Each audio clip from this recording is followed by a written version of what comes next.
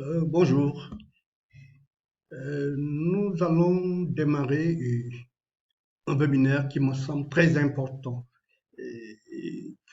par rapport aux enjeux d'aujourd'hui, par rapport aux discussions, par rapport à ce qui se passe dans notre environnement. Euh, Sous le thème fédérateur, la République, l'honneur, l'éthique et la responsabilité du politique. Et cette série de webinaires a pour objectif donc de tirer les leçons de ce que j'appelle des bonnes pratiques, des meilleures pratiques. Évidemment, c'est une notion qui est contestée, bon, mais c'est une manière de parler des choses qui seraient peut-être souhaitables de faire. Et donc, nous avons essayé de voir en sciences politiques, en sciences administratives, surtout anglo-saxonnes, hein, et donc des enjeux très importants par rapport à l'éthique, par rapport à la responsabilité, par rapport à l'honneur, à l'honnêteté. Et je pense que c'est un débat très important aujourd'hui. Cette série de webinaires, donc, sur notre plateforme Coach CP, traite de ce problème important, l'honneur, l'éthique, la responsabilité. Et nous, à travers une série de vidéos et autour d'une dizaine de thèmes, nous discuterons du premier thème, l'honneur, et ensuite de la corruption au sein des gouvernements. Un ensemble de sujets est relié. Mentir au nom de l'État, ou contre l'État, ou pour l'État. C'est quelque chose de très fréquent aujourd'hui. L'essentiel, c'est d'avoir, je ne peux même pas dire bonne conscience, c'est de croire qu'on a raison, hein, de défendre sa position coûte que coûte. Aujourd'hui, avec Internet, avec tous ces réseaux, on peut mentir. Et donc, nous allons discuter ce problème, surtout quand il s'agit d'enjeux étatiques. Et nous avons également un débat important à poser, c'est la nécessité de la transparence. Au fond, la série de webinaires que nous allons voir pose un problème très important qui est la transparence, l'éthique, l'intégrité dans la vie sociale et surtout aussi au niveau de l'État. Et nous continuerons ces débats et cette formation coaching autour du thème de l'éthique et de la hiérarchie de l'éthique. Nous parlerons beaucoup de certaines publications. Les participants pourront télécharger l'e-book qui est écrit sur l'éthique et qui aborde la question sous plusieurs aspects. Et également, l'honneur pose des problèmes, code d'honneur, conduite éthique. Bon, est-ce que tout le monde mérite ces titres honorifiques, par exemple, en dépit des titres et des fonctions que l'on peut euh, exercer? Est-ce que d'ailleurs la position fait le leader? Ça va être un thème qui va être intégré dans ce débat. Nous allons approfondir dans un autre thème le problème de la transparence sur l'aspect moyen d'assurer la transparence pour les États, pour les organisations qui ont vraiment envie de faire ça, qui sont sincères. Ce qu'on appelle le whistleblowing, hein, qu'on a essayé de traduire en français par lanceur d'alerte, mais à mon avis, c'est pas tout à fait la même chose. Les hotlines, hein, donc des lignes téléphoniques qui sont là pour aider la transparence, la satisfaction des citoyens, des usagers à exister. Le QUITAM, nous parlons du QUITAM et tous ces problèmes qui permettent à la société civile de participer à la lutte contre la corruption, à la transparence, à l'éthique par des dénonciations citoyennes et ses implications juridiques. Tout cela, évidemment, supposerait une république, un État où l'obligation de responsabilité, ce que j'appelle la performance éthique, est non seulement réglementée, mais formalisée. Et comment formaliser un tel système pour que ça fonctionne au quotidien, que les citoyens rendent compte, que les gestionnaires rendent compte, par exemple. Et c'est un des thèmes de cette formation coaching que nous allons faire. Et nous avons le rôle des parlementaires qui est très important. C'est également un des thèmes introduits dans la formation. Évidemment, nous allons clôturer avec des débats, des interviews, tirer des leçons. J'espère qu'on aura l'opportunité d'avoir des experts qui vont parler de ces thèmes. En tout cas, nous les avons déjà saisis et j'espère qu'ils vont donner un peu leur assentiment à cela. Le problème est que l'honnêteté, ça peut être un grand problème de la République, un grand problème au niveau de l'État, à cause du comportement des gens et surtout des gens qui détiennent le pouvoir. Et on parle de machiavélisme, certains disent que Machiavel n'accordait aucun intérêt à la morale. Et d'ailleurs, dans un ouvrage très intéressant que nous allons voir, hein, et qui est Introducing to Public Administration, qui est un ouvrage très important aux États-Unis, qui est un best-seller que toutes les grandes écoles qui enseignent le management public ont tendance à utilisé comme support de formation. Nous voyons les auteurs traiter Machiavel de saint patron des politiciens menteurs. Et donc, disant que si les politiciens menteurs ont un saint patron, c'est bien Machiavel, et sorte d'axiome, de paradigme. Et, en fait, ce comportement du machiavélisme, pour moi, c'est un peu la peur du dirigeant, de les gens qui dirigent, des personnes pour lesquelles le dirigeant est là. Et donc, Machiavel a une philosophie qui tend à admettre que les hommes sont, il faut s'en méfier lorsqu'ils sont, on les dirige. Et, ou bien vous les traitez bien, vous parvenez à le faire, ou sinon vous parvenez pas à le faire, vous créez des problèmes, vous les détruisez. Parce que si vous ne le faites pas, alors quand ils auront les moyens, ils vont se venger des blessures que vous leur avez infligées. C'est un peu ça sa philosophie. Et le prince doit alors réussir à coopter dans son équipe les hommes, mais s'il ne peut pas les coopter, il doit les détruire. C'est un peu cette philosophie négative, et donc du machiavélisme, qui n'est pas très honorable pour la République. C'est peut-être une question de perception. Ou vous parvenez à les intégrer, ou vous ne parvenez pas, vous vous en débarrassez. Au besoin, vous les tuez, tout dépend des enjeux. Hein. Sinon, dès qu'ils réussiront à vous vaincre, eh bien, à vous remplacer, ils se vengeront. Et donc, évidemment, quand on opte pour cette philosophie, la notion d'honneur, d'éthique, de responsabilité qui constitue aujourd'hui le thème de cette formation coaching, c'est un problème. Peut-être que ça n'intéresse pas le dirigeant. C'est un peu comme on a dit du Machiavel, la fin justifie les moyens. Donc, ce type de leader machiavélique devrait s'approprier les affaires, la République, la gestion à son avantage, ou à l'avantage de ses affidés, des gens qui lui sont fidèles. Et il devrait utiliser tous les moyens à sa disposition. La propagande, la publicité à son avantage, le fait de dire que ce sont les autres qui ont échoué, moi j'ai réussi, etc. Et cette vision, donc, qui n'est pas, à mon avis, conforme à l'honneur, à l'éthique, mise sur la propagande, et cette volonté de ruser la politique, la République, est entre les mains des gens qui, en ce moment, ont pour arme la ruse. Et l'essentiel pour eux, c'est donc de vaincre, d'arriver à leur fin. La fin justifie les moyens. Donc, le saint patron des politiciens menteurs du genre Machiavel n'accorde pas de l'importance aux enjeux qui vont faire l'objet de cette formation coachée, comme l'honneur, l'éthique, la responsabilité du politique dans la gouvernance des hommes et des cités.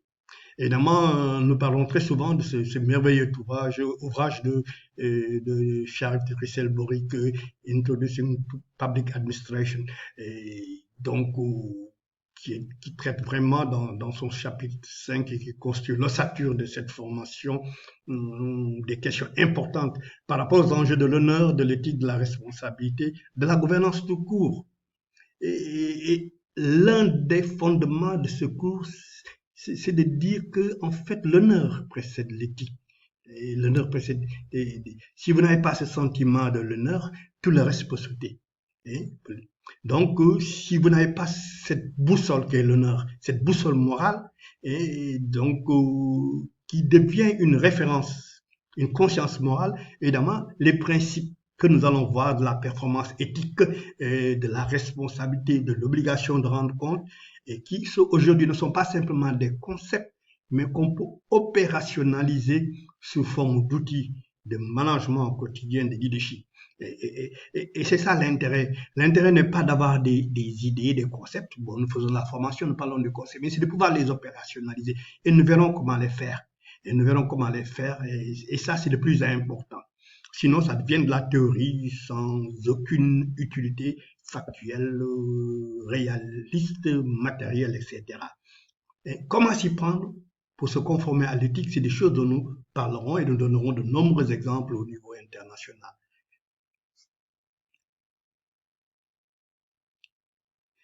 En gestion publique, ce cours sur toutes les autres vidéos à venir et nous mettrons aussi en téléchargement des PDF, etc., des lectures. Et lorsqu'on intervient au nom de la République, de l'État, etc., et très souvent, ça s'accompagne de sortes de récompenses, d'honneur. Par exemple, il y a des hommes politiques, on les appelle honorables, excellence, mais le problème, c'est de mériter le titre. Et comme on dit en leadership, le, la position ne fait pas un grand leader. Pas plus qu'il ne fait un type honorable, qui rend un type honorable, qui ne rend un type, qu'elle ne rend un type honorable. Ou même une personne excellente. Mais le formalisme de l'État veut cela, de la République, etc. Donc, l'honneur devrait pouvoir être considéré comme un actif, un facteur de réputation pour les gens qui portent ce genre de titre. L'honneur devrait établir, devrait prouver que derrière ce titre, il y a l'intégrité. Et c'est pourquoi aujourd'hui, on étudiera beaucoup de pratiques, on parle de code d'honneur, parfois de code d'intégrité, parfois de charte, etc.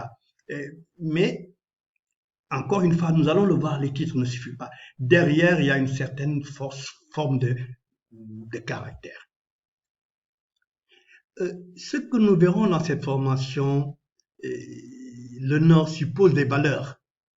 Et évidemment, vous pouvez être haut fonctionnaire, dirigeant politique, mais vous méritez certains titres finalement que si vous considérez que vous avez une obligation morale à l'égard des gens que vous servez. Et parfois, ce que l'on voit, c'est un peu les choses sont inversées. En principe, ces valeurs peuvent être tracées dans plusieurs constitutions à travers le monde. Et puis, il y a des serments classiques, je jure défendre la Constitution, etc., contre les ennemis, tout ça. Donc, comme le disent certains auteurs comme la Constitution est la fondation morale des bureaucrates. Par exemple, aux États-Unis, les hauts fonctionnaires, les hauts dirigeants qui occupent certaines fonctions jurent sur la Constitution, que le rôle premier, c'est de défendre la Constitution américaine, etc. Et c'est peut-être une bonne pratique. Encore qu'on me dira que oui, jurer, ça ne suffit pas. Et beaucoup d'agents publics dans certains pays prêtent serment sur la Constitution, disent que leur rôle, leur position politique, leur position administrative, c'est d'obéir à la Constitution. Évidemment, quand on raisonne comme ça, on dépersonnalise les règles du jeu. Donc, il y a des choses, quelles que soient les pressions, par exemple, qu'on ne peut pas faire parce qu'on ne défend pas l'honneur du pays, parce qu'on ne défend pas la Constitution. Et il y a une décision très intéressante de la Cour suprême des États-Unis, Glavis-Balling, comme ils disent le cas 1910, où le juge dit que, j'excuse pour les coquilles, les administrateurs publics, les politiciens aussi, ne peuvent être dignes du respect et de l'admiration du peuple, que s'il ajoute à la vertu d'obéissance d'autres vertus. On vous dit que aux fonctionnaires, il doit obéir, par exemple. Mais ça suppose ce qu'ils appellent, l'auteur appelle vertu de vérité, c'est-à-dire de considération du genre humain, de vérité, la vertu du courage, et donc d'esquiver le malentendu qui survient souvent quand les gens font une chose erronée. Donc, pour nos auteurs, accepter des fonctions de gestion publique, c'est accepter le risque de carrière, de réputation, d'avoir à protéger des valeurs, parfois des risques liés à sa propre vie. Et en ce sens, les administrateurs publics, les politiciens aussi, ne sont admirables que quand ils adhèrent à certaines vertus, qui n'est pas simplement la vertu de l'obéissance. hein, le courage, la vérité, et de se positionner parfois en ayant des problèmes, en n'étant pas d'accord avec des super hiérarchiques, etc. Et donc, voilà des choses que nous allons approfondir en, en profondeur et que nous allons étudier en profondeur. Évidemment, cette formation coaching s'appuie essentiellement sur des auteurs comme Jay Sharich, Michel, Christopher Boric, Albert. C'est des gens qui ont fait ce merveilleux ouvrage de 600 pages dont je détiens une copie en anglais pour les gens que ça pourrait intéresser. Et à ma connaissance, ça n'existe pas en français. On en parlera plusieurs fois. Et donc, comment faire que dans une république, les deux manquements courants à l'honneur et à l'honnêteté, et qui sont la corruption et le mensonge, comment éviter cela? Comment faire que ça ne soit pas une culture au sein de l'État, une culture républicaine, une culture sociale, etc. Évidemment, c'est le thème de la deuxième vidéo qu'on verra dès le démarrage de ce cours. Pour les gens qui sont inscrits à l'intérieur de la plateforme, ils pourront regarder à leur guise. Je dois dire que c'est un cours que nous allons faire, nous allons laisser aux gens suivre leur propre rythme pendant un certain temps sur la plateforme, mais ce serait bien qu'on nous rejoigne chaque semaine dès que ça démarre. Et nous aurons des pages Facebook et tout pour permettre de suivre effectivement cette formation. Donc, je rappelle un peu ce que nous allons voir. L'honneur, l'éthique et la responsabilité, donc avec une série de webinaires, et au moins 9 à 10, avec la possibilité de télécharger des e-books qui vont être mis en ligne, hein, dont le grand e-book sur l'éthique, et donc des exercices, des quiz, hein, qui seront accessibles, donc des notes de lecture et quelques-unes de nos publications qu'on va donner gratuitement, qui concernent thème à l'intérieur de la plateforme, et aussi des renvois à des liens web qui pourraient être intéressants. Voilà, pour vous inscrire, allez à la ligne qui se trouve en bas dans la page Facebook, et Twitter, LinkedIn, etc. À bientôt, j'espère qu'on va se revoir dans ce programme qui va, je l'espère, être très intéressant.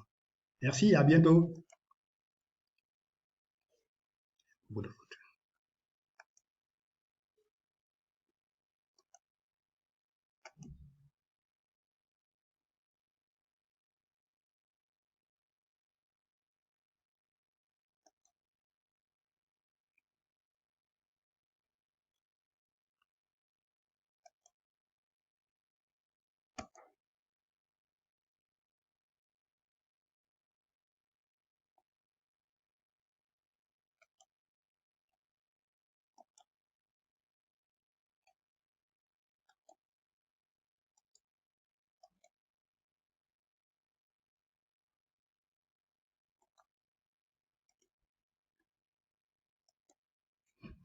Ah, pourquoi ça ne marche pas?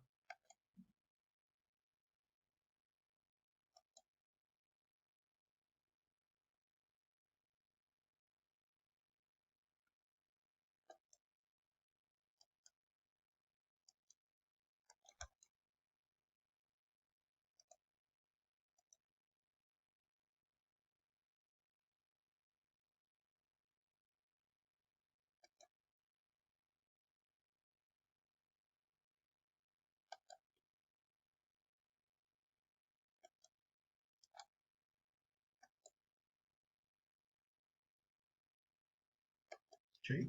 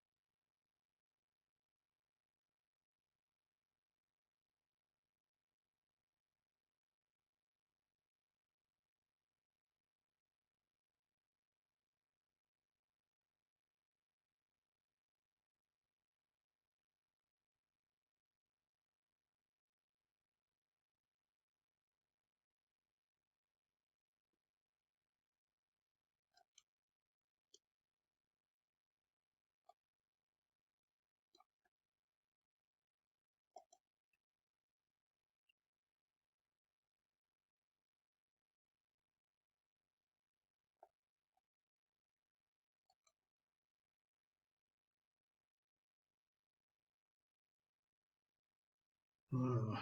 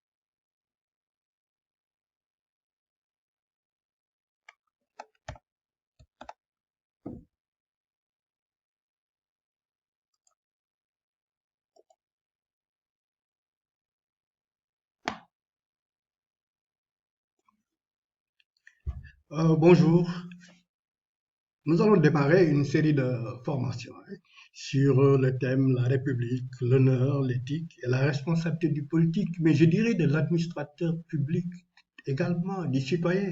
Tout dépend de la manière dont cette question est approfondie. Évidemment, nous tirons là une série de leçons apprises à travers plusieurs lectures, plusieurs pérégrinations internationales, tout un travail de comparaison entre des modèles qui ne sont pas toujours les mêmes, entre le modèle d'Amérique du Nord anglo-saxon et le modèle français ou francophone, par exemple, et toute cette expérience vécue que j'ai vécue aussi comme ce qu'on appelle Visitors College aux États-Unis pendant un an pour travailler sur un fameux ouvrage dont je vais parler. Donc, nous allons démarrer cette série de webinaires en vous invitant à suivre cette formation, à vous inscrire sur cette plateforme, et à participer à ce grand débat sur la patrie, sur la République, sur l'honneur, sur l'éthique, la responsabilité politique, etc. Quelles sont les bonnes pratiques internationales, quels sont les concepts, mais les concepts ne suffisent pas.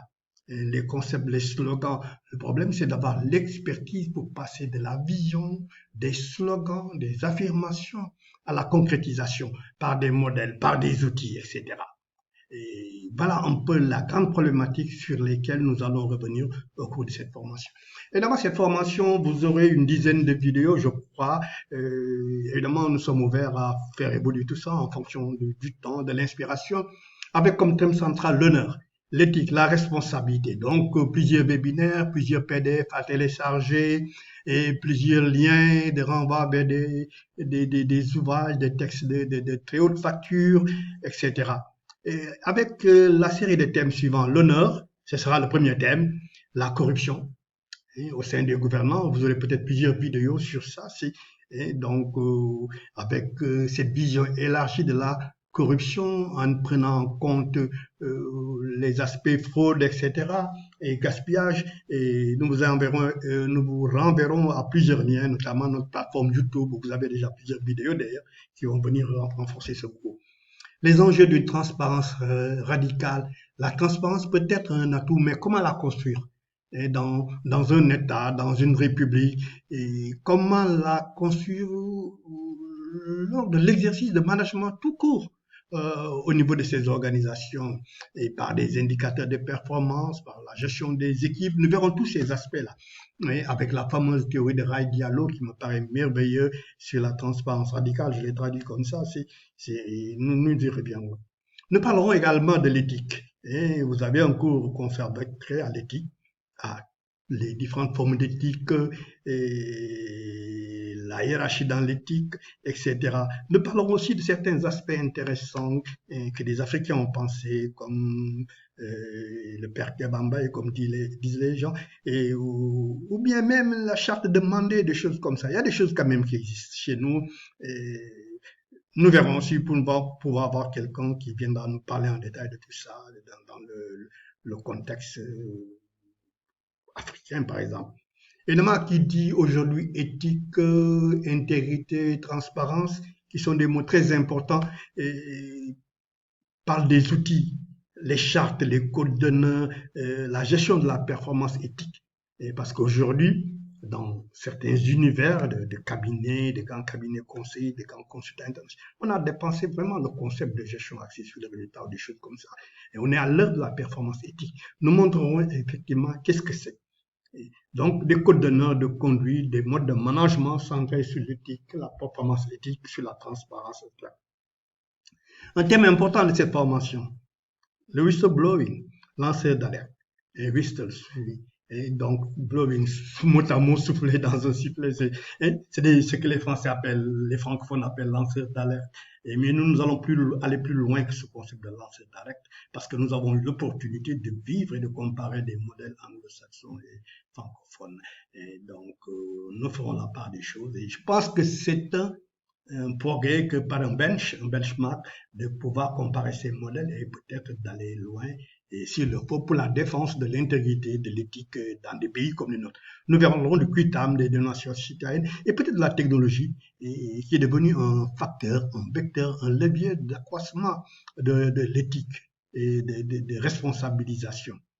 Le rôle des parlementaires, et même de la société civile. Et donc, ce sera l'un des thèmes qui seront abordés au cours de cette formation. Évidemment, nous allons essayer de clôturer par des débats, des interviews. J'espère qu'on aura des gens qui voudront nous rejoindre, apporter leur point de vue, être interviewés, etc.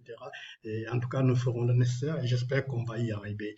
Et évidemment, nous travaillons dans un contexte de littérature et d'expérience vécue plutôt nord-américaine, et évidemment les deux francophones aussi, mais en comparant, j'ai préféré m'orienter vers des choses dont je parlerai au cours de cette formation.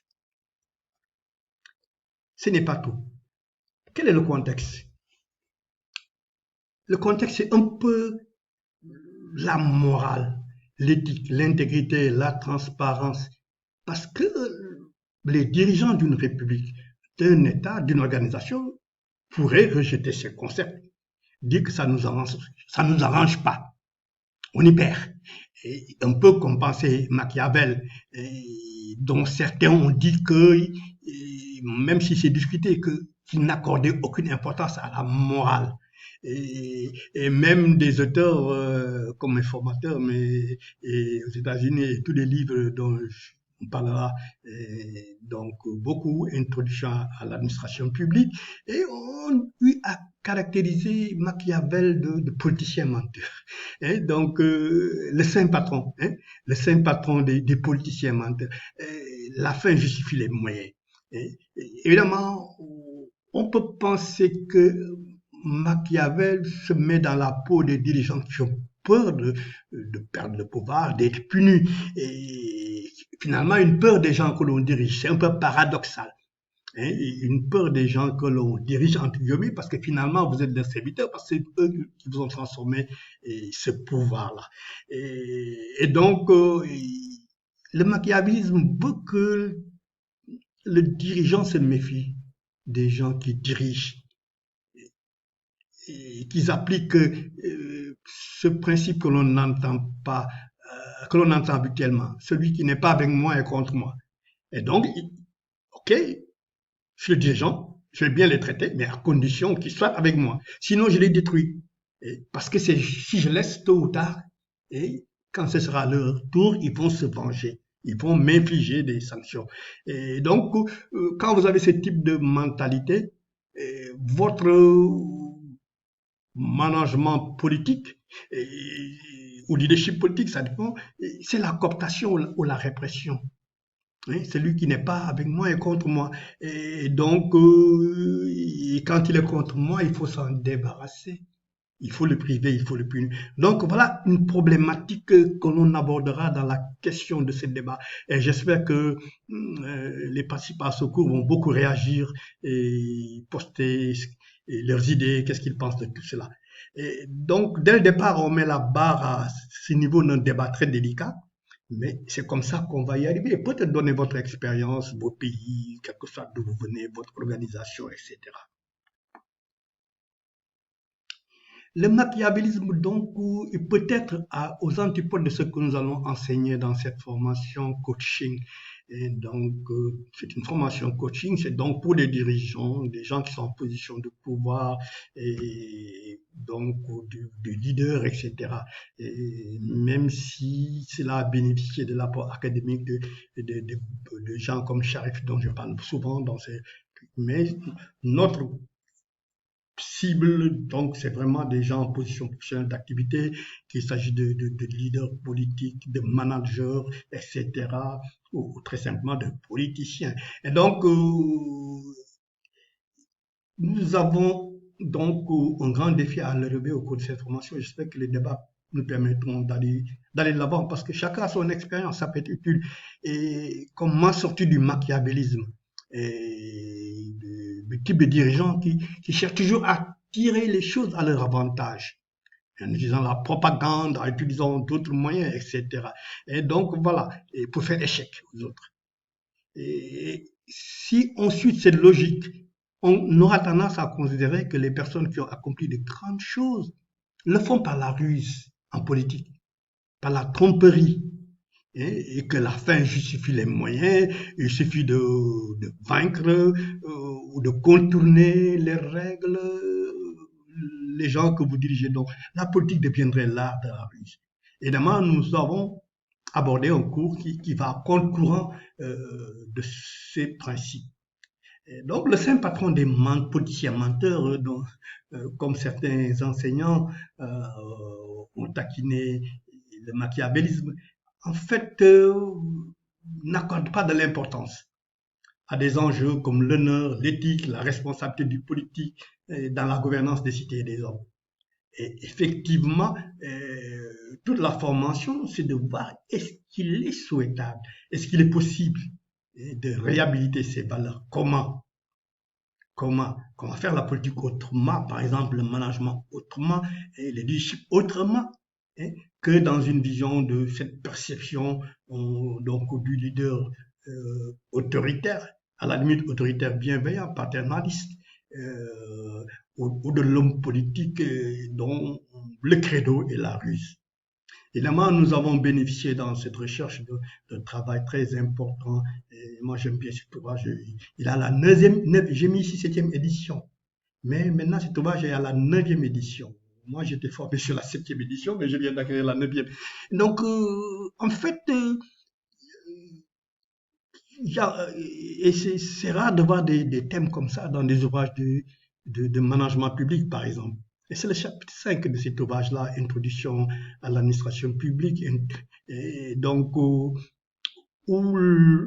les auteurs ont eu la sagesse d'insister sur l'honneur. Et que l'honneur, c'est le début de tout. Évidemment, comment on acquiert l'honneur, c'est un grand débat. J'espère que vos interventions sur la plateforme nous aideront sur la page Facebook, etc., ou LinkedIn qu'on va créer. On va créer des pages comme ça. Et je vous invite vraiment à débattre de ça pour la République, pour l'honneur, pour nos pays, pour l'Afrique, etc. Et donc, évidemment, le principe que nous allons démontrer de long à large et dans ce cours, cette formation de coaching, c'est que des personnes sans honneur n'ont pas de boussole morale, ce qu'ils appellent moral compass. C'est-à-dire que des références de conscience morale. Et évidemment, ils auront des problèmes à se conformer à l'éthique. Ils auront des problèmes pour se conformer à l'éthique. En gestion publique, comme en politique, en principe, on intervient au nom de la République. Et la République, parfois, vous le rend, vous donne un titre honorable, excellence. Mais le problème n'est pas là. Le problème, ce serait surtout de mériter les titres. C'est comme la position en leadership. C'est pas parce que vous avez une position que vous êtes un leader transformationnel, par exemple. L'honneur aussi, c'est parfois une sorte de perception, et comment on est perçu, comment on voudrait être perçu par les autres. C'est un actif. Et ça se rapproche beaucoup plus, ou ça devrait se rapprocher beaucoup plus de la réputation. Et, et si on s'en tient au concept, c'est abstrait. C'est pourquoi on essaie de concrétiser ça par des outils dont nous parlerons, les codes d'honneur, les codes d'intégrité, les chartes de valeur dans différents métiers. Et il y a même des normes internationales dans différents métiers qui requièrent des outils comme en matière d'audit interne, par exemple. Et donc, ça suppose aussi une certaine force de caractère. Et alors là, on est dans une problématique plus complexe qu'on verra dans mon e-book là, et sur l'éthique.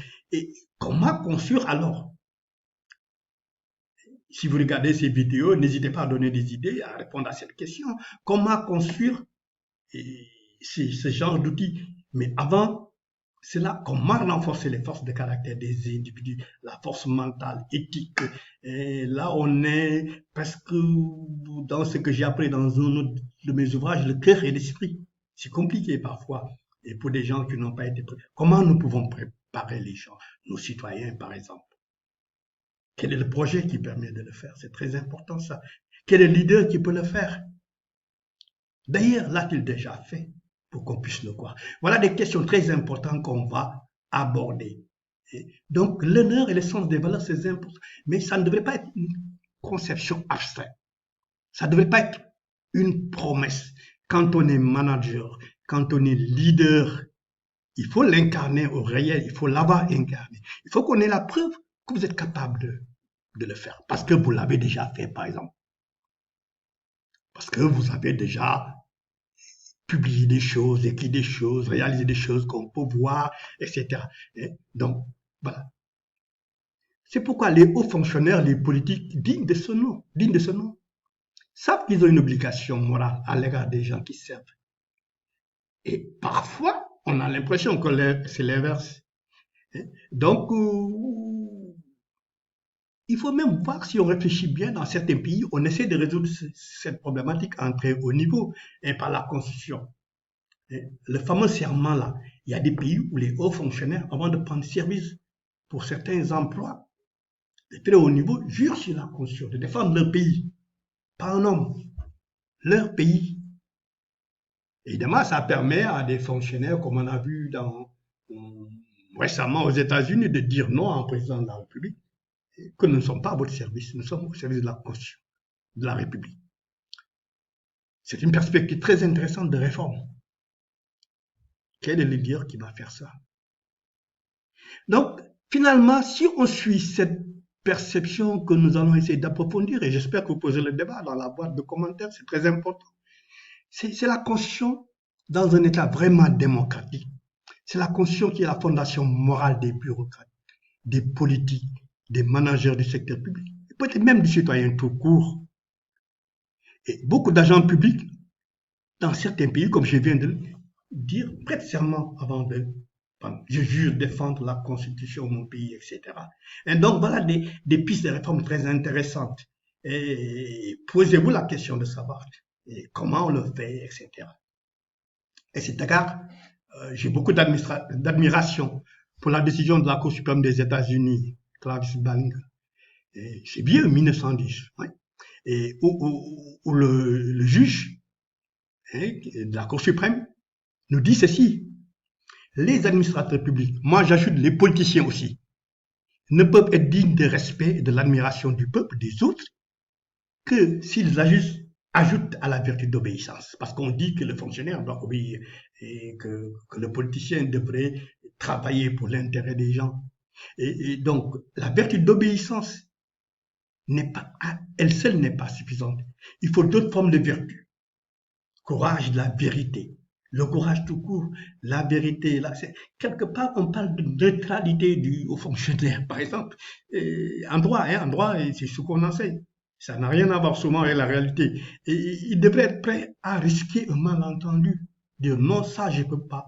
Ça, c'est tolérable, ça, c'est pas tolérable. Et donc, ce courage, cette vertu de risquer le malentendu avec d'autres qui seraient tentés d'utiliser leurs propres moyens pour vous soumettre à leur volonté. Et donc, ça suppose des choses héroïques, hein, des gens qui sont soit capables de faire, de dire et de faire des choses héroïques. Et là, la question de savoir à partir de quel trait de caractère, à partir de quelle expérience vécue, à partir de quelle réalisation des individus peuvent devenir comme ça, à partir de quelle éducation, etc. C'est pas forcément spontané. Hein. C'est un peu comme le leadership, c'est un processus. Hein. Ça s'apprend au jour le jour et on renforce son caractère, etc., ses compétences.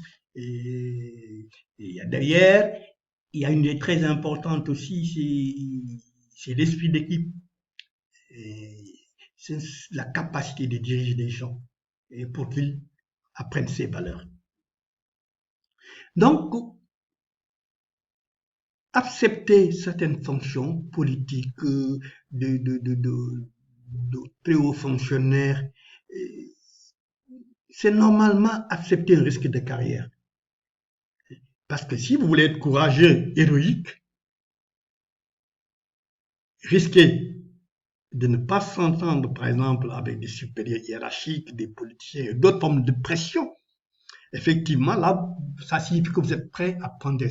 Vous me direz peut-être que ça ne se passe pas toujours, mais si on veut s'orienter vers une série de vertus qui vont au-delà de la vertu d'obéissance, effectivement, il y a derrière la notion quelle est la capacité de quelqu'un à dire non, à accepter des risques pour sa carrière, des risques de réputation, qui a assez de valeur en lui-même pour protéger ses propres valeurs, parfois au prix de son poste de travail, de sa propre vie, etc. Il faut choisir. Un peu, pour résumer avec ces auteurs boriques, donc ça fait chez moi, c'est un ouvrage merveilleux, je vous montrerai les parties de la couverture. Je crois qu'il y a deux manquements courants à l'honneur et à l'honnêteté. Et effectivement, dans une société, c'est pas facile. C'est pas facile d'être courageux à ce point. Le risque de corruption et le mensonge. Et donc, c'est un des débats que cette formation va donc poser sur la table.